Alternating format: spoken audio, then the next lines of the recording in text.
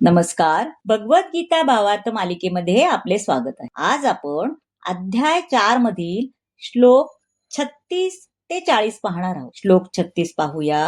अपि चेदसि पापेभ्य सर्वेभ्य पापकृतम सर्वज्ञानप्लवेनैव वृजिनं संतरिष्यसी. आता अपि म्हणजे सुद्धा भगवान सांगतात, तुला सर्व पापी लोकांमध्ये अत्याधिक पापी जरी समजण्यात आले तरी तू जेव्हा दिव्य ज्ञानरूपी नौकेमध्ये आरूढ होशील तेव्हा तू दुःखरूपी महासागर पार करण्यास समर्थ होशील.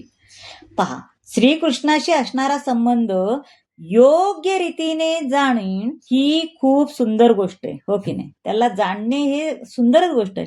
अज्ञान रूपी महासागरात चालणाऱ्या संघर्षातून मनुष्याला तात्काळ उद्धार होऊ शकत नाही. एखादा मनुष्य किती कुशल पोहणारा असला तर महासागरात तरी त्याला खडतर कधी कधी संघर्ष करावा लागतो. जर कोणी पुढे येऊन पोहणाऱ्या मनुष्याला किंवा बुडणाऱ्या मनुष्याला महासागरातून वर काढीत असेल तर तो अत्यंत महान उद्धारक आहे असे समजले जाते. भगवंताकडून प्राप्त केलेले परिपूर्ण ज्ञान म्हणजेच मुक्तिपथ आहे आणि कृष्ण भावना रूपी नौका अत्यंत सुगम आहे आणि उदात्तही आहे. आता श्लोक 37 पाहूया. यथेधांसी संमिधो अग्निर भस्मसात कुरुतेर्जुना ज्ञानाग्नि सर्व कर्माणि भस्मसात कुरुते तथा. आता पहा, यामध्ये एधांसी म्हणजे सरपण, कुरुते म्हणजे करतो. ज्याप्रमाणे प्रज्वलित अग्नी म्हणजे सरपण भस्मसात करून टाकतो, हो की नाही? प्रज्वलित अग्नी सरपण भस्मसात करून टाकतो, त्याप्रमाणे हे अर्जुन ज्ञानरूपी अग्नी सर्व प्राकृत कर्मबंधने भस्मसात करून टाकतो. इथे आत्मा आणि परमात्मा यांच्यातील संबंधाची ज्ञानाची तुलना अग्नीशी करण्यात आली बरं का. हा अग्नी केवळ पापकर्माची फळेच नाही तर पुण्यकर्माची फळे देखील भस्मसात करतो.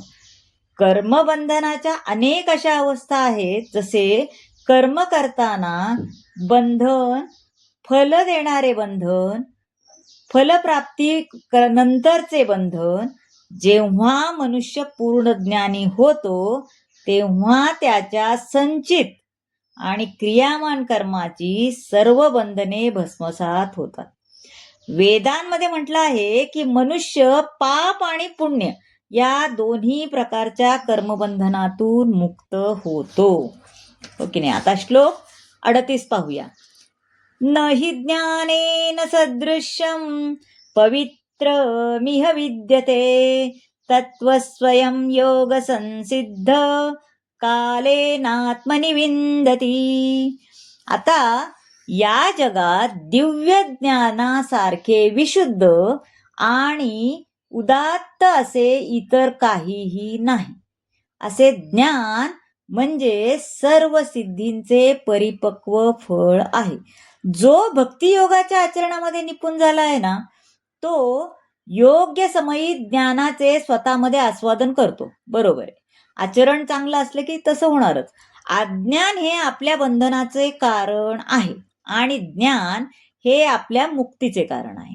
जेव्हा मनुष्य दिव्य ज्ञानामध्ये स्थित होतो तेव्हा त्याला शांतीचा इतरत्र शोध घ्यावा लागत नाही.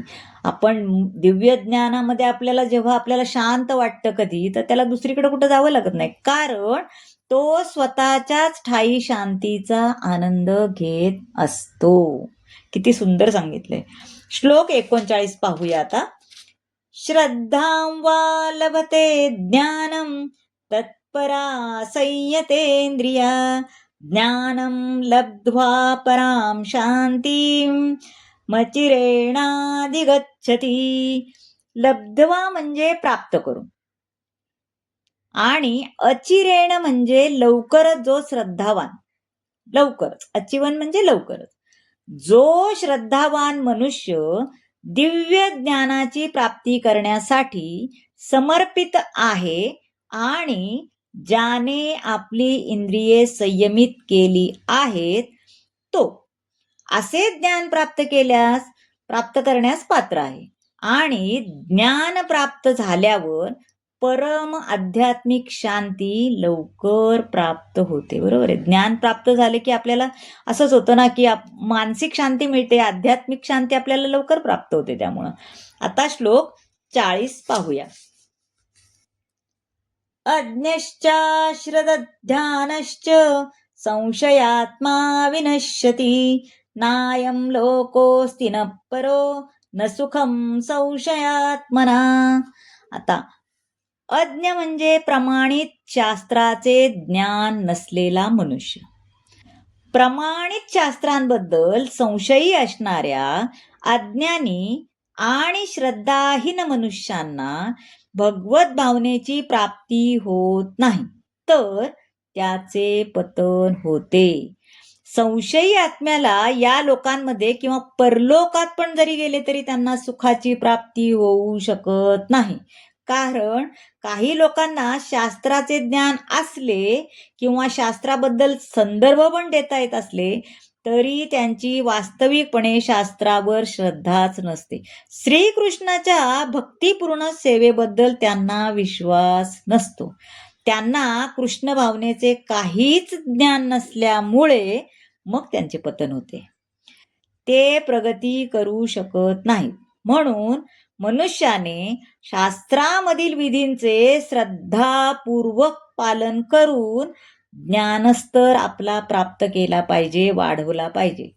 म्हणून पण कसा? गुरु शिष्य परंपरेतील महान आचार्यांच्या चरणचिन्हांचे अनुसरण करूनच यशप्राप्ती केली पाहिजे. तर मंडळी, कसा वाटला आजचा भाग नक्की सांगा. आवडला असेल तर लाईक करा, शेअर करा, सबस्क्राईब करा आणि कमेंट नक्की करा. धन्यवाद.